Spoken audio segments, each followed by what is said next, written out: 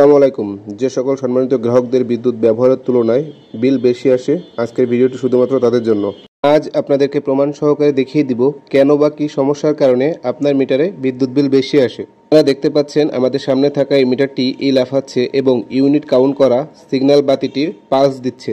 এই সমস্যাটি প্রায় মিটারেই দেখা যায়। তবে কেন এমন হয় জানেন কি? সমস্যাটির কারণ হলো উক্ত গ্রাহকের ঘরের ভিতরে ওয়্যারিং সঠিকভাবে না থাকা অথবা আর্থিং সংযোগ সঠিকভাবে সঠিক স্থানে না দেওয়ার কারণে। এখন এই মিটারের মেইন সুইচ বা সার্কিট ব্রেকার বন্ধ করব, তারপর দেখুন কি হয়। আপনারা দেখতে পাচ্ছেন মিটারের মেইন সুইচ বা সার্কিট ব্রেকার বন্ধ করার পরেও সিগন্যাল বাতিটি সিগন্যাল দিচ্ছে এবং ইউনিট কাউন্ট হচ্ছে। এটার দুইটি কারণ, একটি হচ্ছে মিটারে সমস্যা আছে অথবা ওনার আর্থিং সংযোগ সঠিকভাবে নাই। তো আমরা এখন এটা দেখব প্রমাণ সহকারে যে আসলে মিটারে সমস্যা নাকি ওনার ঘরের ভিতরে আর্থিং সংযোগ সঠিক না থাকার কারণে ওনার এই মিটারে অটো পালস দিচ্ছে বা ইউনিট কাউন্ট হচ্ছে।